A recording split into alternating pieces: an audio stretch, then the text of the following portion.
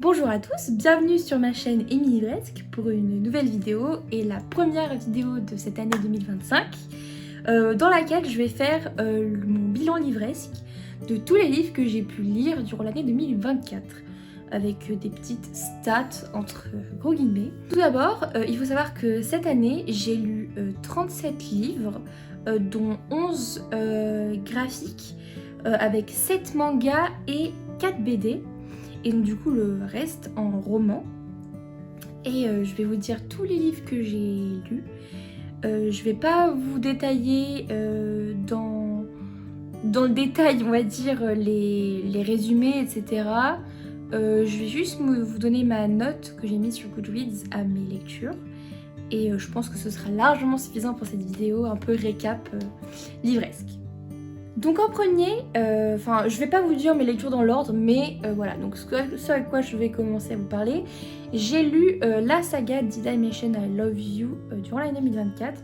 Je sais, c'est une série ado, mais que je ne connaissais pas, enfin que j'avais le premier tome dans ma bibliothèque depuis tellement longtemps.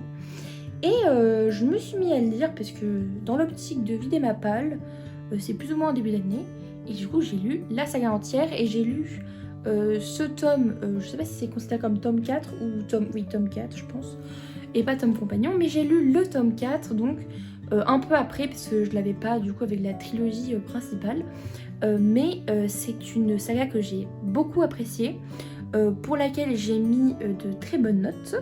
Donc j'ai respectivement mis la note de 3 étoiles pour le tome 1, 4 étoiles pour le tome 2 et 5 étoiles pour le tome 3, ainsi que le tome 4.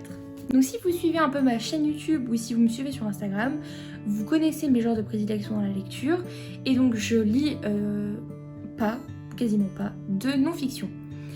Exception faite à ce livre qui a été ma première lecture de l'année 2024, donc le livre de Thomas Pesquet, premier livre d'ailleurs que j'ai annoté, pour lequel j'ai mis 5 étoiles tout simplement.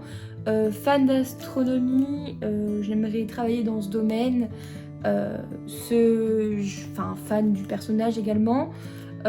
J'ai beaucoup aimé, je sais que je travaille dans la science, mais c'est quand même un livre que je trouve peut parler à tout le monde, même sans la science, donc je vous le recommande amplement, puis avec une très belle note de 5 étoiles. On va continuer avec une autrice que je n'ai pas découvert cette année, mais j'ai découvert sa plume cette année. Il s'agit de Clara Hérault, donc j'ai lu Les coquillages ne souffrent qu'en été, ainsi que L'effet boule de neige. Donc j'ai respectivement mis les notes de 4 étoiles pour celui-ci et 5 étoiles pour celui-ci. C'est des excellentes lectures, je vois une différence de plume dans celui-ci. Et c'est des livres qui me touchent particulièrement, je trouve qu'ils sont extrêmement bien écrits. Je trouve qu'ils nous touchent vraiment dans l'âme. Voilà, c'est une autrice que je tiens énormément dans mon cœur maintenant, donc je ne peux que vous les recommander.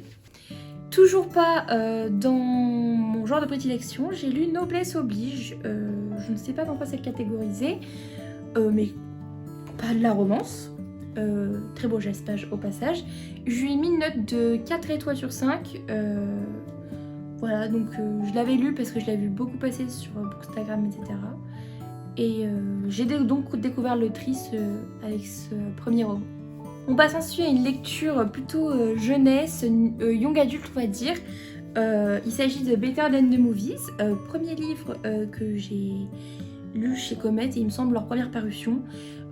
J'adore, tous les titres qui sortent me donnent envie.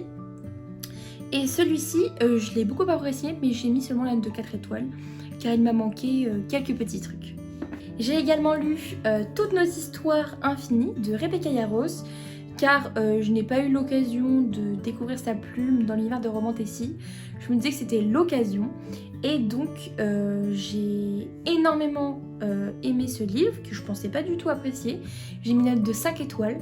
Je vous le recommande, il est vraiment très bien. Je ne sais pas si vous lisez de la romantessie, mais si c'est pas votre truc et vous aimez la romance, je vous le recommande, et vraiment incroyable. Très très très très bonne autrice. Comment passer à côté de ma saga préférée, de mon autrice préférée absolue, le tome 2, Les Effacés de Margot Dessen. J'ai évidemment mis un 5 étoiles à ce beau bébé. Et je suis actuellement en train de lire le tome 3, donc il y aura un retour très prochainement sur mon compte Instagram d'abord, puis sur ma chaîne YouTube. Incroyable, je vous recommande. Vous êtes une fan de science-fiction, vous avez aimé tout ce qui est labyrinthe, tout ce qui est Hunger Games, foncez. Qu'est-ce que vous attendez? Toute la trilogie est sortie maintenant. Allez-y! Donc une autrice que j'ai découvert en 2024, il s'agit d'Alice des Merveilles, avec le titre The Bucket List, qui est le premier tome de la saga Earth Players. Je me suis procuré le tome 2 très récemment, et je n'ai qu'une hâte, c'est continuer cette saga qui m'avait beaucoup plu, puisque j'avais mis la note de 4 étoiles sur 5 à ce roman. Un livre jeunesse pour les fans de chats, que j'ai découvert dans cette année 2024. Il s'agit de Le Manoir de Castle Cat. Donc c'est une saga au fil des saisons. Donc le premier tome ici, c'est le tome sur l'automne. J'ai dans la bibliothèque le tome sur l'hiver, mais j'attendais d'être en hiver pour le lire, donc il va certainement être lu durant cet hiver. J'avais donc bien apprécié ce titre puisque j'avais mis la note de 3 étoiles. Je ne sais pas, je pense que c'était l'esprit un peu jeunesse, même si ça m'arrive de lire des livres jeunesse, qui m'a un peu perturbée dans ce tome. Je pense peut-être que le tome 2 ce serait mieux, puis c'était la mise en place de l'intrigue, etc. Donc quand j'aurai lu le tome 2, je vous ferai un retour un peu plus détaillé sur le début de cette saga. Pour tous les fans de romance, si je vous montre ça, je pense que vous allez comprendre que je parle évidemment de la saga Seasons de Morgane Moncombe, que j'ai donc lu en cette année 2024 entièrement, comme vous pouvez le constater, avec les petits post-it sur les tranches. C'est une saga que j'ai absolument adorée, certains tomes plus que d'autres, mon préféré étant Un printemps pour te succomber. Et donc il me semble que j'avais mis 5 étoiles à Un été pour te retrouver et Un printemps pour te succomber, et j'avais mis 4 étoiles au tome 2 ainsi qu'au tome 1. Si vous connaissez, je ne connaissais pas Morgane Moncombe, je n'avais pas lu, je n'avais lu aucun de ses titres, de ses romans avant, et très belle découverte. Donc si vous n'avez pas lu cette saga, qu'est-ce que vous attendez? Foncez, tout simplement. Le premier livre que j'ai lu en anglais tout court et de cette année 2024, il s'agit de They Both Die at the End. Donc il s'agit du titre en français Ils meurent tous les deux à la fin. Donc c'est un livre que j'ai vraiment bien apprécié. On parle de 2 ados tourmentés. Ça me fait penser un peu à des livres que je vais vous présenter plus tard, que j'ai lus également, qui sont un peu dans la même idée. Et même si on sait clairement ce qui va se passer à la fin, c'est rempli d'émotions et j'ai mis un bon 4 sur 5 à ce roman. Un des livres qui m'a fait le plus pleurer en cette année 2024, il s'agit de 1000 baisers pour un garçon de Tilly Cole. J'ai mis un 5 étoiles sur 5. J'ai vu qu'un tome 2 était récemment sorti. J'attends le format poche pour matcher avec celui-ci. Et j'espère ne pas être déçue parce que celui-ci a mis la barre très très haute. 2 livres qui ont également reçu 5 étoiles sur 5, qui sont un peu dans la même vibe, vous allez voir si vous connaissez les titres. Il s'agit de Verity de Colleen Hoover et de La femme de ménage de Freida McFadden. J'ai clairement adoré, c'est clairement incroyable, des petits thrillers. J'ai pas envie de vous décrire trop parce que j'ai pas envie de vous spoiler. J'ai le tome 2 qui attend dans la bibliothèque pour celui-ci. Je vous ferai un retour dès que je l'aurai lu. J'ai un peu peur d'être déçue, mais clairement ces 2 titres-là, je vous les recommande à 200%. Si vous êtes fan de Disney et si vous aimez le Disney rebelle autant que moi, vous comprendrez pourquoi. J'ai voulu lire ce livre, donc Esprit rebelle de Maggie Stiefvater. Malheureusement, je lui ai mis un 3 étoiles sur 5. Vous pouvez aller voir ma revue qui est sur mon compte Instagram plus en détail. C'est une réécriture du... Enfin, c'est pas vraiment une réécriture, c'est une histoire qui suit l'histoire du Disney. Et moi, j'ai pas trop accroché parce que je suis très attachée au Disney de base. Mais je pense que ça peut plaire à beaucoup de personnes. Voilà, donc 3 étoiles sur 5, c'est quand même pas une mauvaise note. Mais c'était pas mon coup de cœur. Le deuxième livre en anglais que j'ai lu de cette année 2024, il s'agit de Happy Place de Emily Henry, qui était dans le top Goodreads en 2023, il me semble.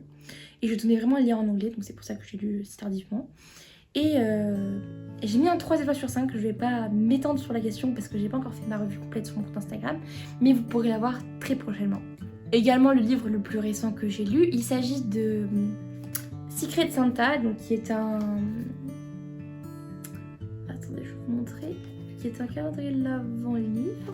Voilà, vous avez des jours et vous ouvrez un chapitre chaque jour. Et je lui ai mis la note de 4 étoiles sur 5. Pareil, j'ai pas encore fait ma revue, mais elle sera très prochainement sur mon compte Instagram. Pour finir dans les romans, donc 2 coups de cœur de cette année 2024 que j'ai au format poche, mais que j'ai acheté l'intégrale très récemment. Il s'agit de Ashes Is Waiting for the Sky de Neil Gaiman et Mathieu Libé. Des énormes coups de cœur, 5 étoiles aux deux. Incroyable, j'ai pleuré beaucoup. J'ai totalement adoré l'histoire, j'ai accroché au personnage, j'ai juste envie de lire l'autre livre qui est Just Wanna Be Your Brother, je crois, qui est relié à cette histoire-là, je crois, j'en sais pas plus, mais ceux-là, les 2 tomes qui sont accompagnés dans cette intégrale, je vous les recommande à 3000%. C'est plus, young adulte, jeunesse, etc. Il y a un peu des sujets sensibles quand même, mais foncez en fait si vous n'avez pas lu. Je sais qu'il date énormément, mais énorme coup de cœur pour moi. On va désormais passer au graphique. Donc je vais d'abord vous présenter les 4 BD que j'ai pu lire en 2024. Donc on va commencer par le tome 3 de la saga Equinox, auquel j'ai mis un 5 étoiles sur 5. J'ai fait une revue pas trop détaillée, mais sur mon compte Instagram vous pouvez aller voir mon avis dessus.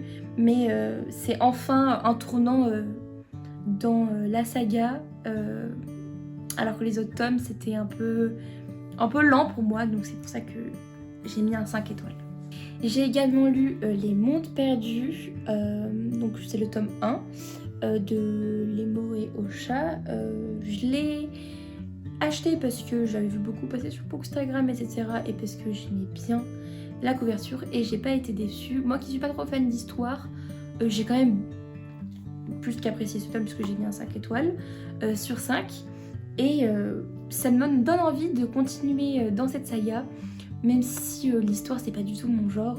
Si vous étiez un peu réticent, vous pouvez foncer. J'ai également lu un autre tome 3, il s'agit du tome 3 de la série Elle. Donc c'est le tome final et j'ai mis un 5 étoiles sur 5, je trouve que ça finissait parfaitement la série. J'ai également lu une 4e BD que je n'ai plus en ma possession car je ne l'avais pas vraiment appréciée. Il s'agissait de la BD Sophia. Il s'agissait d'un tome 1 mais je n'ai pas vraiment aimé l'histoire, les dessins, etc. J'avais quand même mis 3 étoiles, mais avec du recul, je ne voulais pas la garder dans ma bibliothèque parce que je ne voulais pas continuer la série. Pour terminer cette vidéo et donc toutes mes lectures de l'année 2024, je vais vous présenter les 7 mangas que j'ai pu lire au cours de cette année. Donc tout d'abord, j'ai lu les 2 premiers tomes de la saga Plume. Donc c'est une histoire trop mignonne de petits chats. J'ai pas mis de notes sur mon Goodreads à ces 2 lectures, mais c'est une saga que j'ai bien envie de continuer. C'est très cocooning, ça se lit très vite, c'est très mignon, c'est des petites histoires autour de chats, donc c'est vraiment adorable. Donc je pense que je mettrai un bon 4 étoiles sur 5. Ensuite, j'ai la trilogie dans ma bibliothèque, mais j'ai vu le film et je voulais me relire un peu cette histoire et me replonger dedans tout doucement. Donc j'ai lu le tome 1 de Your Name. J'ai pas encore lu les autres tomes parce que je veux laisser couler. C'est un film que j'ai adoré, c'est une histoire que j'adore et j'ai envie de me réimprégner tout doucement de l'histoire et pas trop me précipiter. Donc ce sera un 5 étoiles sur 5. Encore une série, j'arrive un peu après la guerre, il s'agit de Heartstopper, donc j'ai lu les 2 premiers tomes en cette année 2024, je me suis procuré le tome 3, mais je n'ai pas encore plus. Je lis petit à petit, pareil, je ne me précipite pas, j'ai vraiment adoré cette saga, je pense que tout le monde la connaît depuis le temps, mais je tenais vraiment à la découvrir en graphique tout simplement, et j'ai donc mis 5 étoiles sur 5 aux 2 tomes. Je vous recommande si vous ne connaissez pas la saga vous pouvez foncer les yeux fermés. Encore une influence Bookstagram, il s'agit de Le Voyage de Fausse Lune de Haut, publié chez Le Renard Doré. Donc il s'agit, il me semble, des premières parutions qu'ils avaient faites dans leur maison d'édition. Et vraiment, petite histoire d'amitié toute douce entre un ours et une corneille. Donc on parle d'amitié, on parle un peu de sujets plus profonds quand même, un peu masqués, mais c'est vraiment, les dessins sont sublimes, j'ai vraiment accroché. Et j'ai donc mis 5 étoiles sur 5, ça m'a emporté tout simplement. Et pour conclure cette vidéo, je vais vous parler du manga d'Inox Tag Instinct. J'ai mis un bon 5 étoiles sur 5 parce que j'étais vraiment agréablement surprise par ce manga. Je vous le recommande, même si vous connaissez pas le youtubeur, etc. Le manga lui-même n'a rien à voir avec le personnage et je trouve les dessins très beaux et l'histoire bien trouvée, d'où ma note. Et c'est celui-ci qui clôture donc cette vidéo sur mon bilan livresque de l'année 2024. Donc si cette vidéo vous a plu, n'hésitez pas à vous abonner, à laisser un like et à laisser un petit commentaire en me disant combien de livres est-ce que vous avez lu en cette année 2024. Est-ce que c'était plutôt des tops, des flops? Et on se revoit bientôt dans une prochaine vidéo. À très bientôt. Bye.